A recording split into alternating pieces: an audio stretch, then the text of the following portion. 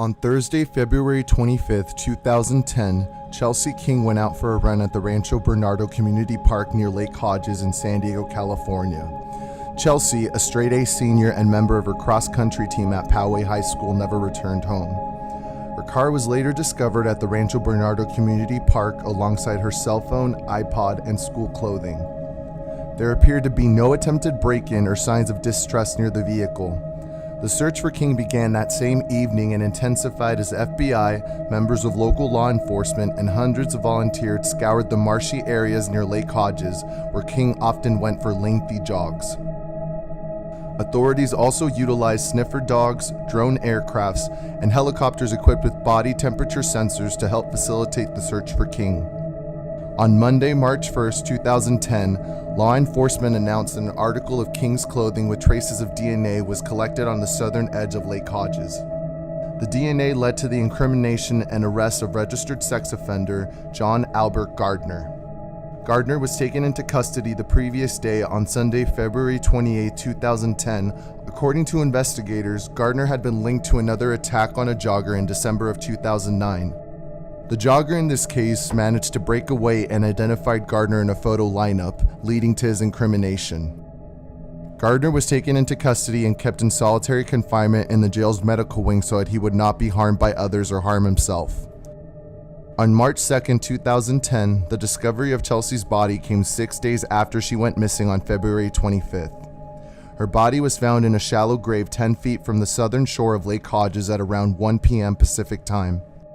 We have been talking for the last several days with the parents of Chelsea King, and police now believe they have found the body of the missing San Diego teen. Early Show national correspondent Hattie Kaufman has the latest. A planned vigil for Chelsea King became a memorial after police discovered what they believe is her body in the county park where she went for a run. This is the area that we had been searching, but unfortunately we missed it because it was in a shallow grave. Suspected of raping and killing Chelsea, registered sex offender John Albert Gardner will be charged in her murder today. Police now link him to the assault on another jogger in the park in December. That victim's sister wrote about the attack in her school newspaper. He was shaking her, yelling at her, shut up, and she's screaming, and she just came up and smashed him in his nose with her elbow. Police are also investigating whether Gardner may be responsible in yet another case, the disappearance of 14-year-old Amber Dubois last year. The same height, same builds. There are some very strong similarities. Gardner was convicted 10 years ago for an attack on a 13-year-old. Court documents say he attacked, beat, and forcefully sexually assaulted a small child with cruelty, viciousness, and callousness. For Chelsea's parents, it has been a hellish week, ending in the worst possible way. The Kings said their daughter was the kind of girl you dream of, the kind of kid everyone wanted as a parent. Everybody's going to help us in our healing. I want to thank you. Chelsea wants to thank you. Keep her spirit alive for us. Hattie Kaufman, CBS News, Los Angeles. On May 15, 2010, Gardner, who later confessed and pled guilty for taking Chelsea's life, was given a life sentence without the possibility of parole.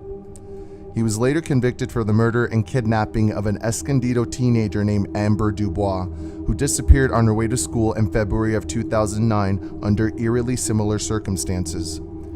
Today, Brent and Kelly King, Chelsea's parents, run the Chelsea's Light Foundation, a nonprofit organization dedicated to their daughter that aims to support youth and spreading positive change in the community. They strive to keep Chelsea's memory alive by organizing annual 5Ks to commemorate the run that she was never able to finish. The tragedy and shock of her death also inspired Chelsea's Law, which instituted a one-strike, life in prison policy for the most violent convicted sex offenders. Chelsea's Law was founded on the belief that violent sexual predators who go after children are a uniquely dangerous problem. Signed unanimously into law in September 2010, the newly enacted California legislation ensures that the state does everything it can to keep sex offenders from engaging in even more atrocious crimes upon release. Those who commit the worst violent sexual crimes against children are put away for life. At the time of this video being recorded, Chelsea King would have been 27 years old.